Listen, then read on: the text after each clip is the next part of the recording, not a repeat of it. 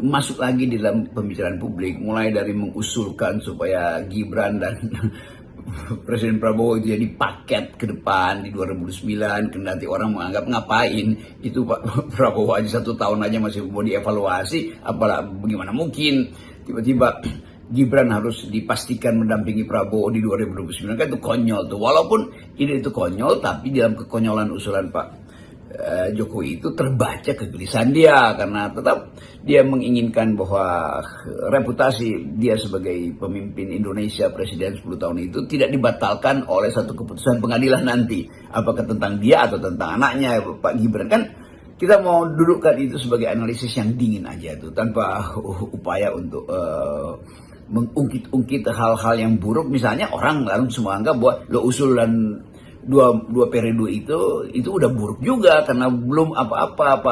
Pak Prabowo masih mengevaluasi makan siang bergizi, sementara kesulitan ekonomi masih menekan, menjadi isu yang menekan publik setiap hari. Tiba-tiba ada mantan presiden yang anaknya adalah wakil presiden menginginkan pasangan Prabowo dan Gibran itu sampai 2009 di periode kedua 2029 dan seterusnya tuh. Jadi memang tanpa sadar sebetulnya Presiden Jokowi memperlihatkan ketakutan dia, kalau bukan kegelisahan, bahwa dia kalau bukan dijamin oleh anaknya sendiri pasti akan ada di dalam kepungan politik di masa yang akan datang, atau mungkin dalam waktu dekat ini. Jadi kelihatannya Pak Jokowi itu inline mencari semacam dukungan supaya isu yang menyangkut keluarganya dia itu, dinasinya dia itu sedikit direndam. Tapi tidak mungkin direndam, karena itu adalah isu publik, udah jadi mainan sebetulnya di dalam sensasi untuk menghasilkan keterangan apa sebetulnya yang dikehendaki oleh Jokowi dengan Gibran, atau sebaliknya apa yang dikehendaki Gibran untuk melindungi ayahnya tuh di dalam periode berikutnya, kalau Gibran yang jadi presiden misalnya tuh, atau walaupun dia statusnya wakil presiden di 2024. Kita sering kan menyebut situasi yang dialami bangsa kita ini sedang tidak menentu, uncertainty gitu ya. Tapi kalau kita melihat manuver Jokowi, saya lupa termasuk dia yang sekarang mengusulkan soal 2 periode Prabowo Gibran, ini kondisinya Jokowi juga uncertainty, bahkan mungkin lebih tidak menentu. Tapi ironinya ini sebagai seorang mantan presiden 2 periode, seorang tokoh bangsa harusnya seperti itu ya. Itu terlihat sekali bahwa Jokowi ini hanya memikirkan dirinya sendiri dan keluarganya ya. Mungkin kalau dia punya pikiran yang lebih gede lagi ya hanya kalangan ternaknya saja, begitu para netizen menyebutnya. Ya benar Bung Hersu, pada akhirnya kita membaca kondisi politik hari ini di dalam ketidakpastian.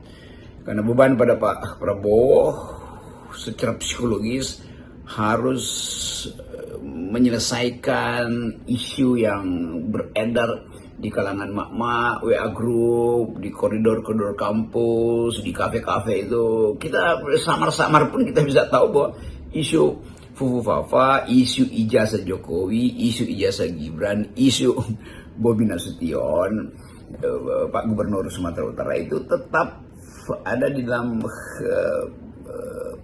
inti utama kegelisahan politik kita hari-hari ini. Entah itu diucapkan secara satire, dalam bercanda, atau secara serius, tetap isu-isu menyangkut dinasti Pak Jokowi itu jadi pembicaraan kota, jadi talk of the town, dan apapun orang akan kembali ke situ. Saya kira juga komunitas intelijen mengerti bahwa memang publik menghendaki ada kejelasan soal kedudukan Jokowi yang masih ingin melanjutkan kekuasaannya melalui proksi-proksi dia itu. Demikian juga oligarki tentu mulai melihat peluang bahwa ya sangat mungkin Gibran dijadikan kuda tunggangan baru karena lebih mudah diatur misalnya begitu. Kan kita mesti berpikir bahwa kapital itu pikirannya sederhana, selama investasinya itu terlindungi maka siapapun jadi presiden yang penting bisa diatur oleh kapital. Jadi sekali lagi ini keadaan yang sangat baik untuk pelajaran politik, bahwa isu-isu tentang dinasti politik Jokowi itu masih di situ. Sementara sebetulnya komunikator politik Pak Jokowi itu dangkal semua tuh, sehingga orang menganggap bahwa kalian ini basar-basar Pak Jokowi atau termul dalam bahasa yang neologis artinya temuan baru istilah itu, melihat bahwa Akhirnya Pak Jokowi dikelilingi oleh mereka yang tidak bermutu. Jadi dengan menggaji buzzer ini udah terlihat bahwa Presiden Jokowi kelihatannya kewalahan itu. Jadi saya kira tindakan paling bagus adalah detoksifikasi dulu Pak Jokowi, detox dulu di buzzer-buzzer yang justru menjerumuskan Anda karena ketidakmampuan berkomunikasi, kedangkalan analisis, semua itu yang sebetulnya membuat Pak Jokowi akhirnya tenggelam bersama-sama dengan kedangkalan dan kedunguan para buzzer beliau tuh. Sayang sekali kalau komunitas yang dipelihara Pak Jokowi itu datang dari komunitas yang kurang berpikir. Jadi sebetulnya kita mau lihat bagaimana politik Indonesia itu diajukan di dalam tema-tema yang sifatnya analitis, sifatnya intelektual, sifatnya akademis. Itu juga yang akan memperlihatkan mutu dari Presiden Jokowi. Tapi mungkin itu udah setali dua uang, setali tiga uang kalau istilah peribahasa lama. Artinya sama antara yang menyewa yang disewa itu mentalnya sama atau kulturnya sama atau wataknya sama. Di awal pemerintahan Prabowo kita sudah mengingatkan memang bahwa sepertinya Prabowo ini terpenjara oleh Joko Widodo. Tapi dalam analisis saya yang sering terjadi bahwa ini saya bagaikan Prabowo memakan bubur panas yang saya melihat semakin hari semakin agak menjauh dari rezim dari geng SOP Solo Oligarki Party. Nah, sehingga di reshuffle kemarin saya menyatakan bahwa Pak Prabowo sudah memiliki 5 sendok untuk memakan bubur panas tersebut. Pertama adalah Jamari Caniago yang diangkat sebagai Menko Polkam. Ingat, Polkam ini mengendalikan kepolisian, Kementerian Pertahanan, dan TNI. Nah, yang paling penting di sini adalah kepolisian. Nah, Jamari Caniago, bagi yang belum paham, Jamari Caniago ini adalah orang bekas komandannya Pak Prabowo. Dia 3 tahun di atas Pak Prabowo. Nah, Jamari Caniago kita sangat kenal saat itu pada saat Pak Prabowo diganti oleh Pak Habibie sebagai Pangkostrat, diganti oleh Joni Lumintang. Joni Lumintang hanya 17 jam. Setelah itu Jamari Caniago menjadi Pangkostrat. Itu mengganti Pak Prabowo. Joni Lumintang hanya 17 jam. Nah, sendok kedua adalah Syafri Samsudin. Syafri Samsudin, jenderal purnawirawan yang baru juga dinaikkan pangkatnya, adalah Menteri Pertahanan. Ini teman dekat Pak Prabowo, soulmate-nya betul, seangkatan dia, karena Pak Prabowo itu dulu sebenarnya angkatan 73, seangkatan dengan SBY, tapi tinggal kelas tanda kutip, bukan karena bodoh, saya tahu sejarahnya kenapa tinggal kelas, nah sehingga menjadi seangkatan dengan Syafri Samsudin. Nah, tapi Syafri Samsudin saya tahu 2 tahun lebih muda daripada Pak Prabowo. Nah, Syafri Samsudin sebagai Menteri Pertahanan memang teman baik Pak Prabowo dalam segala hal. Nah, Pak Syafri Samsudin sebagai Menhan sebenarnya ada jabatan yang sangat strategis yang melekat secara ex officio di Menteri Pertahanan, yaitu Ketua Dewan Pertahanan Nasional, Ketua Harian Dewan Pertahanan Nasional. Nah, ketuanya adalah Presiden. Nah, Dewan Pertahanan Nasional ini diberikan tugas oleh Presiden sekarang untuk mengkoordinasikan pengambil alihan aset-aset negara yang ilegal yang diambil oleh oligarki. Sendok ketiga adalah Ahmad Doviri. Ahmad Doviri kita kenal bahwa ini saya banyak bertanya kepada senior-senior Polri bahwa ini salah satu personel Polri yang sebenarnya berada di garis lurus.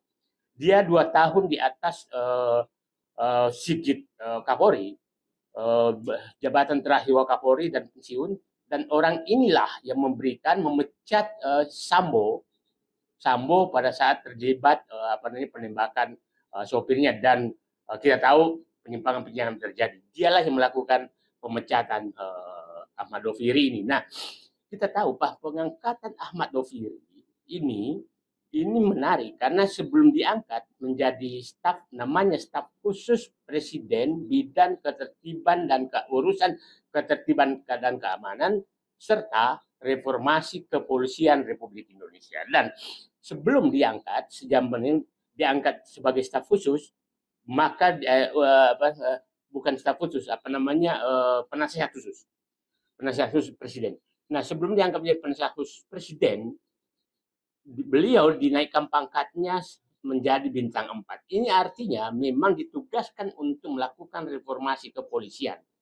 Saya bertanya kepada banyak pihak dan menganggap bahwa Ahmad Doviri ini memang hanya tertutupi kemampuannya selama dia dibawa Sigit. Nah, kita berharap bahwa Ahmad Doviri ini mungkin segera membentuk komite reformasi kepolisian yang presiden segera membentuk, tentunya Ahmad Doviri yang mengendalikan. Dan jadi sepertinya Pak Presiden sekarang ingin Ahmad Doviri ini melakukan pembenahan di kepolisian Republik Indonesia, termasuk bagaimana menjaga ketertiban masyarakat. Ini sendok ketiga. Sendok keempat, Pak Presiden sekarang adalah Purbaya, Menteri Keuangan. Purbaya ini sebenarnya istilah saya membuka kotak Pandora kesalahan, monopoli kebenaran kebijakan ekonomi yang dibuat oleh rezim pemikiran Sri Mulyani selama lebih 20 tahun yang faktanya betul-betul merusak, tidak memberikan perbaikan apapun terhadap ekonomi Indonesia. Pasti pihak lain membantah. Saya ingin memberikan bukti bahwa sejak Sri Mulyani menjadi presiden sampai sekarang, utang naik itu dari 1.400 triliun menjadi 10.000 triliun utang pemerintah. Bunga utang naik dari sekitar 1,5% menjadi 7%. Ekonomi Indonesia itu jauh lebih tertinggal dari seluruh negara-negara ASEAN yang sekarang menjadi hanya mungkin mendekati setara dengan Timur Leste. Dan padahal pada saat Sri Mulyani masuk sebagai menteri mengendalikan pemikiran pembangunan ekonomi Indonesia itu di atas dengan negara-negara ASEAN. Itu sendok keempat. Sendok kelima adalah Rosan Roslani. Rosan Roslani ini CEO Danantara, Menteri Investasi sekarang. Dengan diberhentikannya Erick Thohir, maka artinya BUMN itu betul sekarang di bawah komando Danantara. Nah, sehingga Rosan kita harap betul-betul menjadi sendok kelima menyelesaikan masalah rusaknya BUMN oleh rezim Jokowi dan Erick Thohir dan Sri Mulyani, karena betul-betul dirusak sama dia. Dan saya pikir pemberhentian Erick Thohir sebagai Menteri BUMN dan dijadikan Menpora, itu tujuan Prabowo adalah untuk agar kendali BUMN betul-betul di tangan satu orang.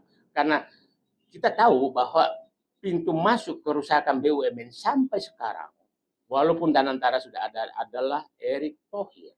Erick Thohir lah pintu masuk, geng Solo semua masuk menjadi komisaris BUMN dengan gaji yang miliaran rupiah. Itulah pintu. Jadi pintu ini betul-betul ditutup oleh Prabowo. Nah, orang bertanya, Rosan ini kan tim suksesnya Gibran sama Prabowo. Apakah orang ini geng Solo? Saya menyatakan, saya kenal beliau. Beliau adalah profesional. Nah, saya pikir Pak Prabowo juga tidak mungkin sembarangan mengangkat dua tempat, Menteri Investasi dan kepala dan CEO Danantara.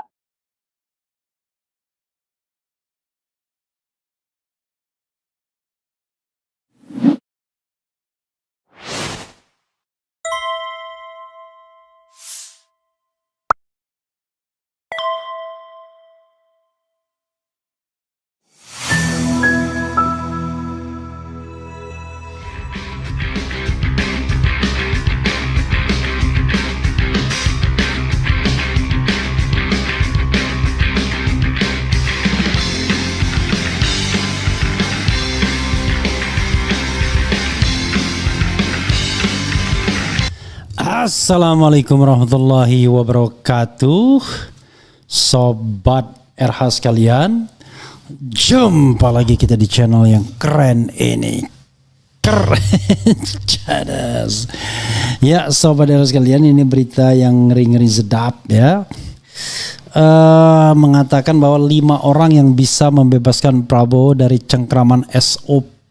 SOP itu Solo Oligarki dan Parcok ya, atau geng SOP. Oke, sobat RH sekalian, coba kita bacakan ya. Menarik ini, coba kita bacakan apa yang mau disampaikan oleh Mr. Said Didu ya. Sebagaimana dilansir oleh Jakarta1.com. Jakarta1.com, pengamat politik Muhammad Said Didu mengungkap strategi Presiden Prabowo dalam membebaskan diri dari cengkraman geng Solo oligarki Parcok, geng SOP yang selama ini mengendalikan pemerintahan.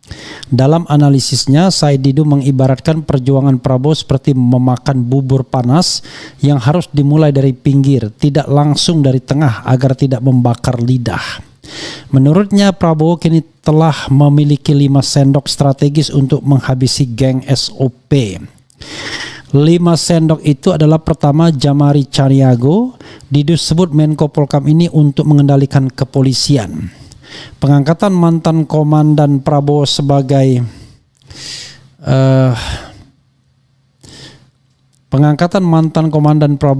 Menko Polkam dinilai langkah cerdas. Jamari Caniago yang dulu memecat Prabowo sebagai Jenderal TNI kini justru menjadi kepercayaan Prabowo untuk membenahi kepolisian, kata Said Didu di kanal YouTube-nya yang diunggah Kamis. Kedua adalah Menhan Safri Samsudin. Didu sebut sebagai sendok kedua untuk merebut aset negara. Menteri Pertahanan Menhan yang juga teman dekat Prabowo ini diberi tugas strategis mengambil alih aset-aset negara yang dikuasai oligarki secara ilegal. Target utama 5 juta hektar kebun kelapa sawit ilegal dan 4,3 juta hektar tambang ilegal, kata Didu. Ketiga adalah Ahmad Doviri. Didu sebut sebagai sendok ketiga reformasi kepolisian. Mantan ex-Wakapolri yang memecat Sambo ini ditunjuk sebagai penasihat khusus untuk reformasi kepolisian. Sinyal kuat Prabowo ingin membersihkan kepolisian dari dalam, kata Said Didu. Adapun sendok keempat adalah Purbaya. Ia disebut akan membuka kotak Pandora. Menteri Keuangan baru ini diharapkan membongkar monopoli kebenaran kebijakan ekonomi Sri Mulyani yang dinilai telah merusak perekonomian Indonesia selama 20 tahun lebih. Terakhir sebagai sendok kelima adalah Roslani. Ia akan membenahi BUMN. Dengan pemberhentian Erick Thohir, kendali BUMN kini sepenuhnya berada di tangan Danantara di bawah komando Roslani untuk menutup pintu masuk geng Solo ke BUMN, kata Didu. Kendati begitu, kata Didu, Prabowo masih membutuhkan 2 sendok lagi untuk menuntaskan bubur panas SOP, yaitu sendok penegakan hukum. Posisi Menteri Hukum masih lemah dengan Yusril Iza Mahendra yang dinilainya sangat susah dipegang dan sering berubah pendirian, dan sendok pemberantasan korupsi. Jaksa Agung Burhanuddin dan KPK masih menggunakan sendok lama yang merupakan bagian dari geng Solo. Said Didu mencatat beberapa jendela geng SOP yang sudah ditutup Prabowo.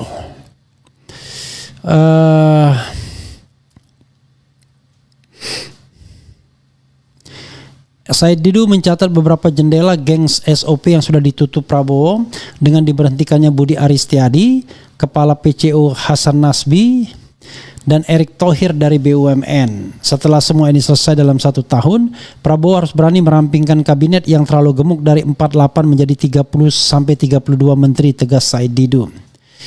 Ia juga menyoroti masih adanya bumbu-bumbu Jokowi dalam kabinet seperti Bahlil Lahadalia dan Zulkifli Hasan yang berpotensi mengganggu agenda reformasi Prabowo. Didu mengingatkan bahwa sejak Prabowo mulai mengganti geng Solo, banyak pendukung palsu yang mulai memaki-maki presiden. Mereka bukan pendukung Prabowo tapi pendukung Jokowi dan Gibran, tegasnya. Pengamat senior ini berharap dalam tahun kedua kepemimpinannya Prabowo dapat fokus menata kehidupan politik dengan merevisi undang-undang partai politik untuk mengembalikan kedaulatan kepada rakyat. Sistem politik sekarang sudah merusak bangsa dan negara. Perusak terbesar adalah partai politik dan politisi, tutup Said Didu dalam analisisnya. Dan hari ini kita mendengar bahwa Hasan Nasbi diangkat sebagai sebagai komisaris Pertamina. Jadi sebenarnya serius apa enggak ya? Ini jabatannya komisaris atau komisaris utama ya, komisaris ya. Jadi itulah yang terjadi ya. Sementara orang yang menuding-nuding menikmati jabatannya. Sebagai contoh Ade Armando, ya kan, komisaris tapi bisa nuding-nuding orang. Analisa Ade Armando, pihak yang backingi isu ijazah Jokowi Gibran adalah PDIP hingga pendukung Anies. Coba bayangkan ya, seorang seorang komisaris bisa begitu ya. Komisaris Pertamina, ini breaking news ya. Ini Hasan Nasbi jadi komisaris Pertamina. Jadi apakah analisis Said Didu itu benar atau sebenarnya tidak ada perubahan? Ya. Jadi dipecatnya Erick Thohir bukan karena dia geng Solo, tapi dia tidak bisa dipegang oleh Prabowo atau Prabowo ingin memasukkan orangnya sendiri, kan begitu. Sebagai komisaris PT Pertamina, ya kan, pada minggu sudah masuk dalam daftar komisaris di situs resmi Pertamina. Ditunjuk sebagai komisaris Pertamina berdasarkan keputusan Menteri BUMN dan Direktur Utama PT Danantara Asset Management selaku pemegang saham PT Pertamina ya. Siapa Menteri BUMN-nya ya? Vice President Corporate Communication Pertamina Fajar Joko Santoso mengamini hal ini. Mengacu salinan keputusan para pemegang saham perusahaan, Bapak Hasan Nasbi ditetapkan sebagai komisaris PT Pertamina per tanggal 11 September 2025, katanya lewat pesan tertulis. Pertamina juga melampirkan profil Hasan Nasbi. Ia lahir di Bukit Tinggi, Sumatera Barat pada 11 Oktober 1979. Hasan Nasbi lulusan Fakultas Ilmu Sosial dan Ilmu Politik Universitas Indonesia, pernah menjabat sebagai Kepala Kantor Komunikasi Kepresidenan Republik Indonesia. Hasan Nasbi menjadi komisaris Pertamina bersama dengan Muhammad Iriawan, Todo Tua Pasaribu ya, yang wakil menteri Heru Pambudi, Bambang Suswantoro, Condro Kirono, Nani Sudaryati Deyang, dan Raden Ajeng Sondaryani. Makin banyak aja ya. Jadi ada 1, 2, 3, 4, 5, 6, 7 dan 8 komisaris Pertamina ya. Jadi sahabat daerah sekalian, apakah benar klaim Said Didu ya? Apakah pengangkatan Hasan Nasbi sebagai komisaris Pertamina sudah menggambarkan bahwa geng SOP sudah mau dihabisin? I don't know exactly. Ya, kadang-kadang tidak semudah itu ya. Yang jelas yang dihabisi itu adalah mereka yang terkait dengan PDIP itu yang dihabisi ya. Ada Budi Gunawan, ada Wakil Menteri Kehutanan, ada Kepala LKPP ya. Tetapi yang terkait geng Solo, Budi Ari wajar diganti karena dia terlibat judol ya, langsung maupun tidak langsung. Kemudian Dito Aryo Tejo terlibat BTS. Apalagi Sri Mulyani memang sudah mau mengundurkan diri. Hasan Nasbi memang dianggap tidak mampu dan lain sebagainya. Tetapi Bahlil masih ada di sana ya, Erlangga Hartarto masih ada di sana, Raja Juli Antoni masih ada di sana. Tapi jadi banyak geng-geng Solo yang sesungguhnya masih ada di kekuasaan. Jadi tidak selamanya benar sendok menyendok bubur panas ini ya. Maka kita ke depan kita harus siap-siap saja dengan analisis bahwa Prabowo barangkali bukanlah yang seperti yang kita pikirkan. Ya, Prabowo adalah presiden yang mau berkompromi dengan geng Solo. Atau kalaupun kemudian ingin menunjuk orang-orangnya, ya lama negosiasinya. Hasan Nasbi dihilangkan tapi dimasukkan ke Pertamina. Ya, mungkin Hasan Nasbi lebih bersyukur jadi komisaris Pertamina ketimbang menjadi kepala PCO ya, Presidential Communication Office ya, di bawah tekanan yang terus-menerus. Kalau Pertamina gaji besar, nggak ada tekanannya. Jadi sobat era sekalian, itu sama seperti menteri yang menjadi komisaris mandiri, menteri olahraga yang dari Golkar itu lebih memilih menjadi komisaris mandiri. Yang menjabat wakil ketua umum PSSI ya, entah masih apa enggak gitu ya. Begitulah sobat RH sekalian ya, mau diapakan lagi. Jadi ke depan ya kita menganalisis berdasarkan apa yang ada saja, peta posisinya hari ini begini ya kita ungkapkan. Jadi kalau hari ini Erick Thohir digeser ke Menteri Pemuda dan Olahraga. Bukan karena dia geng Solo menurut saya, tetapi karena memang Prabowo ingin betul menguasai BUMN dengan danantaranya, sehingga tidak ada lah yang namanya dual loyalitas. Jadi adanya mono loyalitas. Tetapi bisa juga apakah Erick Thohir dengan Jokowi patuh? Saya kira enggak juga ya. Sebagai seorang profesional, Erick Thohir patuh dengan dirinya sendiri, patuh dengan kepentingannya sendiri. Buktinya dia berkampanye untuk menjadi calon presiden atau wakil presiden. Kemudian jangan-jangan yang menandatangani pengangkat Hasan Nasbi siapa? Doni Oskaria. Doni Oskaria juga ada kaitannya dengan geng Solo. Nanti kita lihatlah apakah betul ya analisis sendok-sendok itu. Kalau Jamari Caniago ya mungkin tidak ada kaitannya sama geng Solo. Yang kedua kalau Safri Samsudin ya.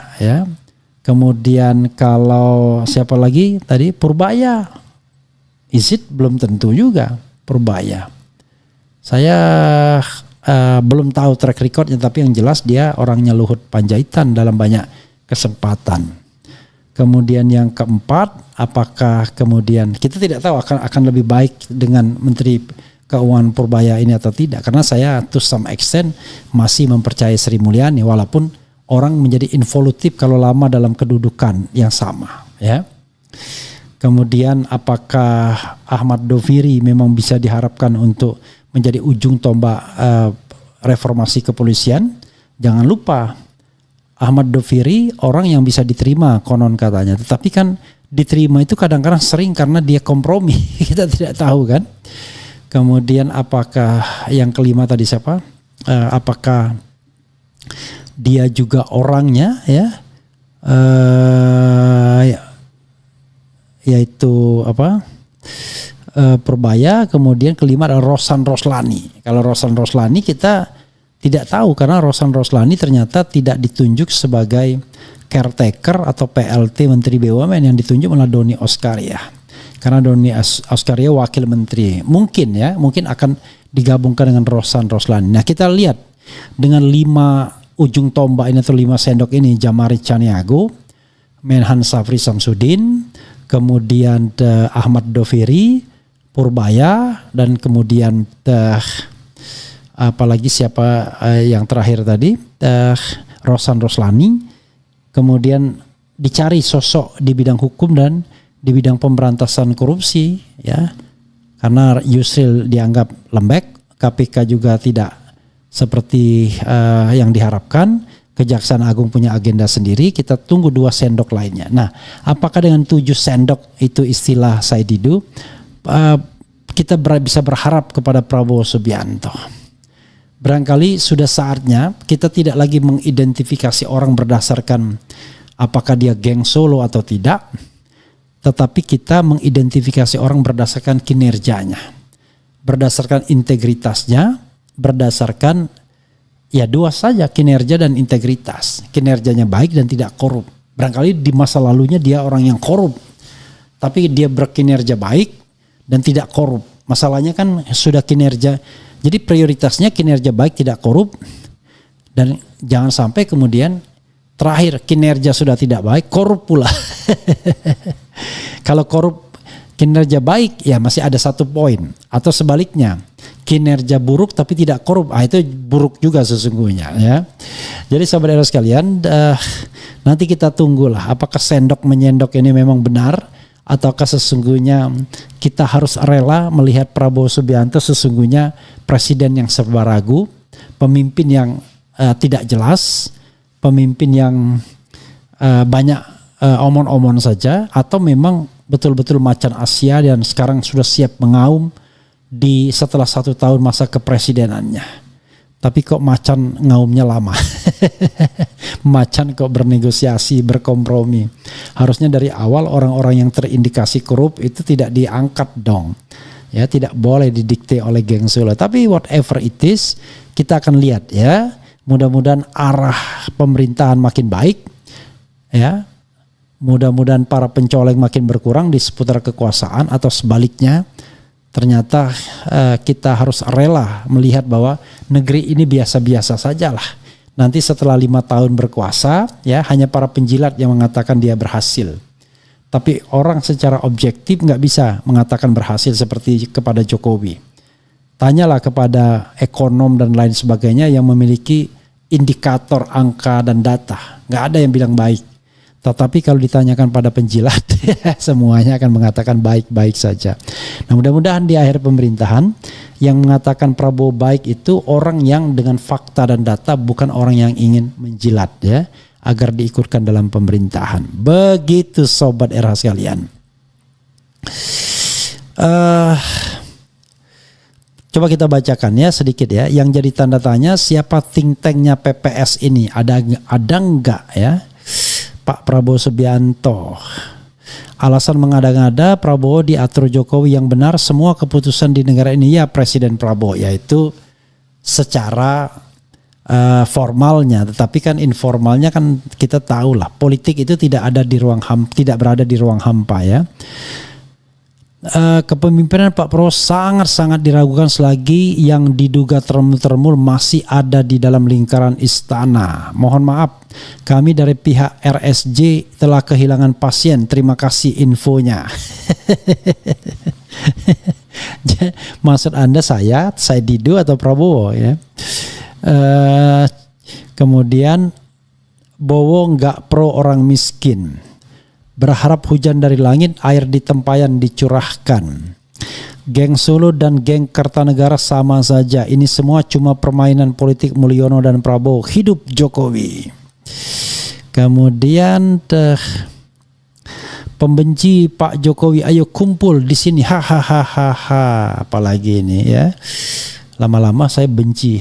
Tapi bukan benci sama Jokowi, tapi benci dengan orang yang dungu ya kan, yang bodoh ya kan, yang tidak bisa melihat masalah bangsa, tetapi hanya melihat dari sisi yang seolah-olah manusia itu tidak ada yang bisa objektif ya. Siapapun pejabat dan presidennya sama saja karena sistem yang ngaco. Ya, ini lebih baik ini komentarnya ya. Ungkap pembunuhan berencana KM50, apakah ada geng Solo? Menurut kalian hal paling mengerikan di dunia ini apa? Kalau menurutku hal paling mengerikan di dunia ini yaitu kebodohan. Why? Lihat zaman perang 1, 2, 3 itu semua berawal dari kebodohan ya. Perang dunia maksudnya ya. Reshuffle hanya ngasih kerjaan pada orang-orang kaya. Kata Andi Azwan orang Jokowi semalam di CNN. Apa maksudnya? Solusinya 98 jilid 2.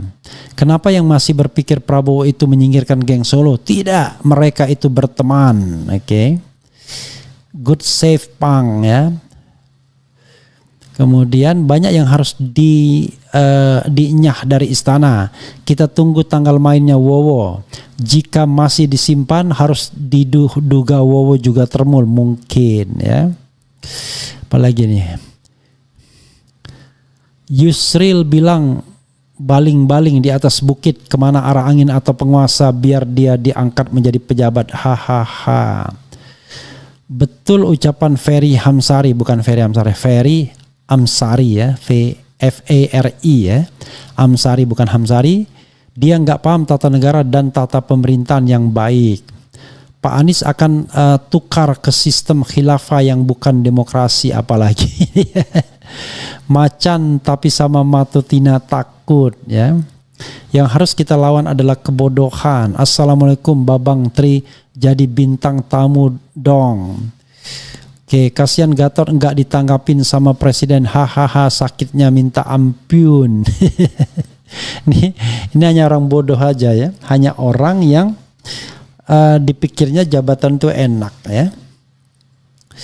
Kemudian yang sering teriak NKRI harga mati, pasukannya sepi, bosnya udah mau dihukum mati. Kemudian I love Pak Jokowi dan Mas Gibran ya. Oke, boleh aja ya. Bang Sambo itu beneran di penjara enggak? Kalau ya iya di mana dan mana buktinya? Baca semua toh, haha, panas ya kamu Refli. Aduh, ampun dengan orang-orang yang tak jelas ini ya. Tapi ya itulah ya dinamika demokrasi. Yang paling penting dalam demokrasi itu sebenarnya Anda harus menjadi orang pandai. Pandai bisa berargumentasi dan pandai menolak argumentasi ya, bukan pandai memaki aja, juru maki gitu. Begitu saja sobat sekalian ya. Saya harus hidup teratur sekarang karena sedang mengarah kepada hal-hal yang jauh lebih sehat. Mudah-mudahan ya, doakan saja. Wassalamualaikum warahmatullahi wabarakatuh. Keren, cerdas. Cia.